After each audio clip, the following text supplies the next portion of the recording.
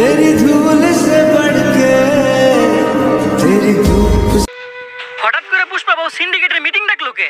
রাজুদার পোর্টে তো দিন দিন ট্রেন্ডিং থেকে বাইর হয়ে যাইতেছে, কিছুদিন পর তো আমাকে সিন্ডিকেট বন্ধ হয়ে দেবো। এই নিয়ে সিন্ডিকেটের প্রত্যেকটা মেম্বার অনেক চিন্তিত, তাই আজকে মিটিং ডাকা হয়েছে। কিন্তু মিটিং এ তো সাজানো গোছানো কেন? আর পুষ্পা বাবু ঘুমায় কে? ঘুমাইবো না, আগে পুষ্পা তো স্যান্ডেল, এখন পরে জুতা নাইকি ডিওর। এই দান্ডা থেকে পুষ্পা অনেক টাকা কামাইছে, এইটা আমি শিওর। পুষ্পা তো নিজের বাড়ি বানাই লাইছে, আর আমরা এখন থাকি ভাড়া। এই সিন্ডিকেট বন্ধ হলে পুষ্পার তো কিছু হইব না, আমরা কেমন মারা। এটাই বাস্তব। চুপ।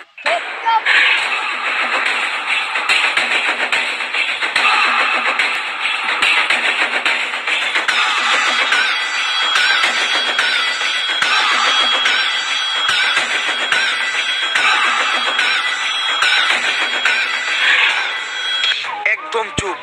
পুষ্পা বাবু যখন করবো ঘেউ, তখন সবাই চুপ থাকবো, কথা কইব না কেউ। কিন্তু বাউ কেউ তো কোথায় করে, তুইও চুপ। এই সিন্ডিকেট বন্ধ হলে তোরা যেমন ক্ষতিগ্রস্ত হবি, তেমন আমিও কষ্ট পাবো। কারণ এই সিন্ডিকেট হলো পুষ্পা সন্তানের মতো, পুষ্পা হলো সিন্ডিকেটের মা। বাউ ডেলিভারি কি সিজারে হয়েছিল না নরমালি? খালি জুতাটা দিয়ে তোর গালে বাড়ি মারতে পারতাছি না, কারণ তোর গালের থেকে আমার জুতার দাম বেশি। সিন্ডিকেটের প্রত্যেকটা মেম্বার রে কইতাছি, এই সিন্ডিকেটের এত দূর আনার পিছনে আমার কিন্তু একটা অবদান ছিল। অবদান অস্বীকার করা যাবে না ভাইয়া। কিন্তু সিন্ডিকেট এখন আর আগের মতো নাই, তাই আমাকে নতুন একটা ধান্দা ধরতে হইব, আর সেটা কইরেই আমাকে সফল হইতে হইব। তবে কি এমন করা যায় সেটা কইরে আমরা সফল হইতে পারবো? বাউ আপনি তো ভাইরালও না, ভাইরাল হইলে বই লিখতে পারতেন। ব্যবসা ভালো, আবার মাঝে মাঝে মেয়ের হাত ধরে ছবিও তুলে। কস কি এক কামে দুই কাম। ইস, এই বছর মিস করে নিলাম, সামনের বছর বই মেলাটাই করবো। এখন সফল হবো কি করলে ওই দেখো। পুষ্পা বাবু কবিতার কথা ওঠাতে আমার এক কবির কথা মনে পড়লো, যার অযৌক্তিক দরবারে গেলে আপনি জানতে পারবেন কি করলে আপনি সফল হইবেন।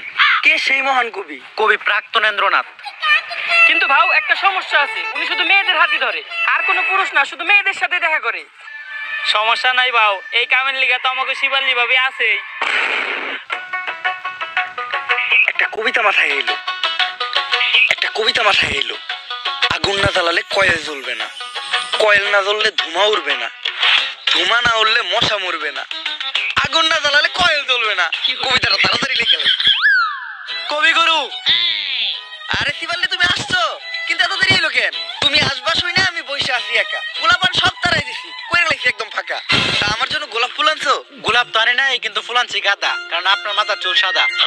তুমিও কবিতা কও? বুঝলাম না, বাংলাদেশের সব মানুষ কেমন জানি কবি হয়ে যাইতেছে। থাক, ফুল আনা লাগবে না, বসো। তুমি তো নিজেই একটা ফুল। আপনি এই জায়গায় বসে কি করতেছিলেন? আমি কবিতা লিখতেছিলাম, কারণ আমি প্রাক্তনকে কখনো ক্ষমা করবো না। তা কি কবিতা লিখলেন একটু শোনান তো। তা আমি শোনাবো, কিন্তু আমি প্রাক্তনকে কখনোই ক্ষমা করবো না। প্রাক্তন কি তোমার ক্ষমার অপেক্ষায় বই আছে? বইয়া থাকুক বা না থাকুক, প্রাক্তনকে আমি কখনোই ক্ষমা করবো না। ক্ষমা করতে হবো না, আপনি কবিতা শোনান। কবিতা শোনাবো, কিন্তু আমি প্রাক্তনকে কখনোই ক্ষমা করবো না। আরে এটা কার কাছে আইলাম আমি? ওর জীবনে তো চলে প্রাক্তন দিয়া। আচ্ছা দেখ, কবিতা শুনেন। কবিতার নাম হলো প্রাক্তনকে কখনোই ক্ষমা করবো না। আমি প্রাক্তনকে কখনোই ক্ষমা করবো না, কারণ প্রাক্তনের নাম নিলেই ভিডিওতে ভিউ হয়, এজন্য ভিডিওতে প্রাক্তনের নাম নেওয়া বাদ দেওয়া যাবে না। তাই আমি প্রাক্তনকে কখনোই ক্ষমা করবো না। কবিতাটা কেমন লাগছে বলো? এটা কি কোনো কবিতা? পেলা নার্সারি পোলাও না তো এর থেকে ভালো লাগবো? এই তুমি যেটা জানতে আমার কাছে আসছো ওটা বলো। কবিগুরু, আমি জানতে চাই বর্তমানে কি করলে সফল হওয়া যাবে?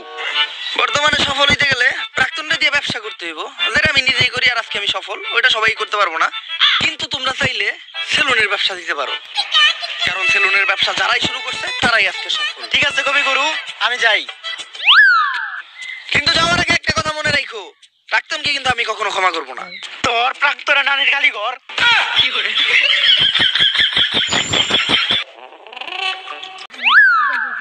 কিন্তু যাওয়ার আগে একটা কথা মনে রাখো, প্রাক্তনকে কিন্তু আমি কখনো ক্ষমা করবো না। তোর প্রাক্তনের নানির গালি ঘর।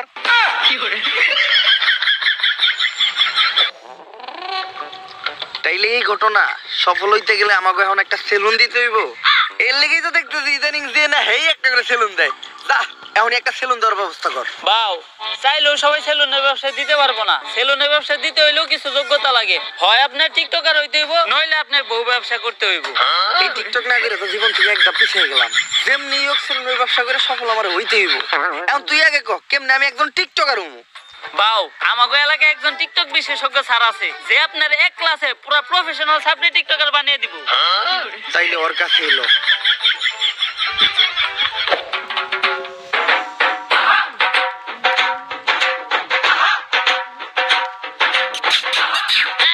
বাউ, ইনি হচ্ছে ওই টিকটক বিশেষজ্ঞ স্যার। এর চলাফেরা দিকে তো স্যার কম, ম্যাডাম বেশি মনে হয়। বাউ, টিকটকাররা সব উপরে দিয়ে স্যার, ভিতর দিয়ে ম্যাডামই। এই টিকটক একাডেমির আমি একমাত্র সফল প্রতিষ্ঠাতা ডিজে ঝাঁকানাকা রাব্বি। আমার এই প্রতিষ্ঠান থেকে বাংলাদেশের সব সফল ছাত্রী টিকটকাররা বেরিয়ে গেছে। শুধু তাই না, আমিও একজন স্বনামধন্য টিকটকার হিসেবে মিট আপের নামে বাংলাদেশের সব জায়গায় গিয়ে চর থাপড় লাথি গোতা গিয়ে পুরস্কৃত হয়েছি। এই এদিকে আসো। এই যে আমার এক স্টুডেন্ট আজকে আমাদেরই প্রতিষ্ঠান থেকে টিকটকের পড়ালেখা শেষ করে ছাত্রীর সার্টিফিকেট নিয়ে বের হয়ে যাচ্ছে। ভবিষ্যতে ওই বাংলাদেশের টিকটকে রাজ করবে। টিকটকে রাজ করব? কিন্তু ভাই কেমনে আপনি টিকটকে রাজ করবেন? যাবো এখন দুবাই, পালবো একটা অস্ট্রেলিয়ান গাবি, ভাই বেড়াদার ভিডিও দেখবে, সাথে থাকবে ভাবি। স্যার আমি ঠিক এর মতো একটা ছাত্রী হইতে চাই, সফল হইতে চাইলে এর মতোই হইতে হইব। স্যার যেমনি হোক আপনি আমার এরকম একটা ছাত্রী টিকটকার বানায় দেন। এইরকম টিকটকার হইতে চাইলে তোমাকে 3টা রুলস মেনে চলতে হবে। প্রথম রুলস, তোমার গেট আপ নিতে হবে ছাত্রীর মতো। অবশ্য গেট আপ নেওয়ার কিছু নাই, তোমাকে অলরেডি ছাত্রীর মতোই দেখা যায়। দ্বিতীয় রুলস, তোমার মধ্যে কোনো লজ্জা শরম থাকা যাবে না। স্যার, পুষ্পা ভাইয়ের এমনি তো কোনো লজ্জা শরম নাই। আর তৃতীয় রুলস, এই নাও এটা খাও।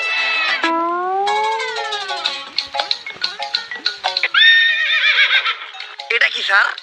আরে এটা তো গন্ডারের মুখ। নাও এটা খাও।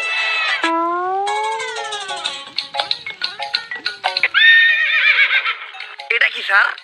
আরে এটা তো গন্ডারের মুখ। কিন্তু স্যার, এটার কাজ কি? আরে এটা প্রতিদিন সকাল বিকাল 2বার পান করতে হবে, যার ফলে পাছার গু মাথায় চলে যাবে, তখনই তো মাথার থেকে বের হবে টিকটকের কন্টেন্ট। কিন্তু স্যার আমরা কখন বুঝবো যে উনি একজন সফল ছাত্রী টিকটকারে পরিণত হইছে? যখন দেখবা তোমাদের কমেন্টে হরেক রকমের গালি, গালি ছাড়া আর কোনো কমেন্ট নাই, তখনই বুঝবা তোমরা বাংলাদেশে একজন সফল টিকটকার হয়ে গেছো। চলেন বাউ, তাইলে আমরা কাজ শুরু করি গা।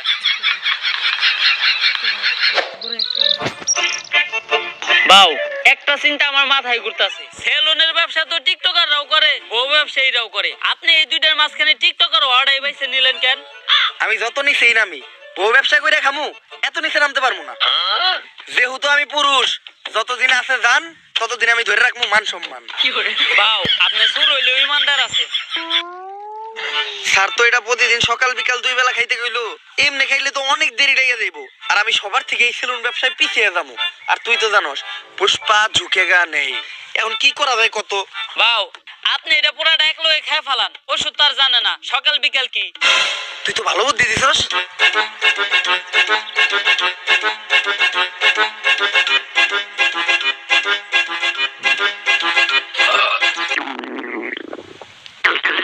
কি বাউ, আপনার কি কন্টেন্ট নাইতাছে? আরে বাউ, মনে হয় কন্টেন্ট নাইতাছে। বাউ, আমারে থেকে কন্টেন্ট বানায়েন না।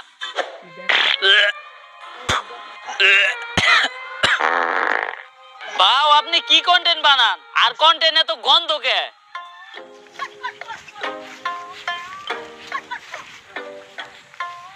সান্না করলে এটা খাওয়ার পরে কন্টেন্ট মাথা দিয়ে বাইরেবো, আপনার তো দেখা যায় পিছন দিয়ে বাইরে যাইতাছে। আরে বেটা কন্টেন্ট না এটা, সব এক লগে খাওয়ার বলে পেট খারাপ হইছে। তোর কথা হই না, পুরাটা এক লগে খাইছি। ডাক্তাররা এর লেগে টাইম টেবিল মেইনটেইন করে ওষুধ খাইতে কয়। ডাক্তারের ভিতর অনেক বড় তফাৎ আছে। বাউ, অনেক বড় তফাৎ আপনি কই পান? ডাক্তার আর ডাক্তারের ভিতরে তফাৎ তো শুধু একটা শরীর। বাউ, দেখেন কোনো কন্টেন্ট আহেনি। টিতে টিকটক, টিতে টয়লেট। যেহেতু টিকটকের কন্টেন্ট, তাহলে টয়লেটে বই চিন্তা করি। আপনার বুদ্ধি আছে বাউ, কন্টেন্ট পাইলে আওয়াজ দেন, ভিডিও করা শুরু করুন। বিজনেস আর তোমরা খেলবা দিয়া বাস্তা গো বেলুন। সামনে আমি খুলতাছি নতুন ছাত্রী হেয়ার কাট সেলুন।